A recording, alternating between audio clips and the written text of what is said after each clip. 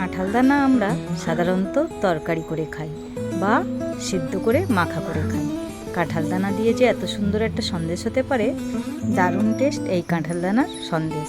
এখানে কাঁঠাল দানা ছাড়িয়ে নিয়েছি, এখন প্রেসার কুকারে ভালোভাবে সিদ্ধ করে নিয়েছি আর খোসাটা হাত দিয়ে ছাড়িয়ে নিচ্ছি।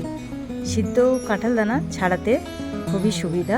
ছাড়িয়ে নিয়ে এখন একটু মেখে নিচ্ছি। এই মাখার মধ্যে যেন কোনো দানা অংশ না থাকে, একদম মিহি হয়ে যায়। এটা মিক্সিং জারেও পেস্ট করে নেওয়া যায়। এখন ফ্রাই প্যানের মধ্যে 1 চামচ ঘি দিয়ে দিলাম। এই ঘিটা গললে 2 চামচে পরিমাণে হবে। জমা ঘি দিয়েছি আর দিয়ে দিচ্ছি হাফ কাপেরও কম সুজি। সুজিটা দিয়ে এই ঘিয়ের মধ্যে ভালো করে ভেজে নিতে হবে। গ্যাসটা লো ফ্লেমে দিয়ে বারে বারে নেড়ে নেড়ে ভেজে নিচ্ছি সুজিটাকে। সন্দেশের রেসিপিটা কেমন লাগলো কমেন্টে জানাবে।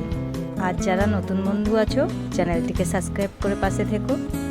সুজিটা ভাজা হয়ে গেছে, এখন দিয়ে দিলাম কাঁঠাল দানাটা। কাঁঠাল দানাটা দেওয়ার পরে আরও 1 চামচ ঘি দিয়ে দিলাম। দিয়ে ওই সুজির সাথে আরেকটু ভালো করে কাঁঠাল দানার এই সন্দেশটা একবার বাড়িতে অবশ্যই বানাতে পারেন। এখন দিয়ে দিচ্ছি হাফ কাপের একটু বেশি পরিমাণে চিনি। চিনিটা দিয়ে এই সুজি আর কাঁঠাল দানার সাথে ভালো করে মিশিয়ে দিচ্ছি। ভাজতে ভাজতে চিনিটা গলতে শুরু হয়েছে আর রঙটা চেঞ্জ হয়ে গেছে।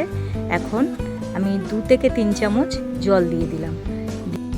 এখন 1 প্যাকেট গুঁড়ো দুধ দিয়ে দিলাম 10 টাকা দামের। এই গুঁড়ো দুধটা দিয়ে ভালো করে আবারও মিশিয়ে নিলাম। নাড়তে নাড়তে সন্দেশের মিশ্রণটা গোল আকৃতিতে এসে গেছে।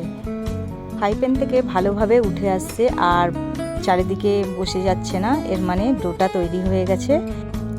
এখন এই মিশ্রণের মধ্যে দিয়ে দিচ্ছি এলাচের গুঁড়ো, দিয়ে আবারও একটু ভালোভাবে মিশিয়ে নিচ্ছি। সন্দেশের ডোটা পুরো তৈরি হয়ে গেছে, এখন নামিয়ে নেব। আর একটা প্লেটের মধ্যে অল্প একটু ঘি দিয়ে প্লেটের মধ্যে মাখিয়ে নিয়েছি আর সন্দেশের ডোটা প্লেটের মধ্যে দিয়ে সেট করে দিলাম। যে যেভাবে শেপ দিতে চাও সেইভাবে দিতে পারো। আর আমি এখানে চৌকো শেপ দিয়েছি।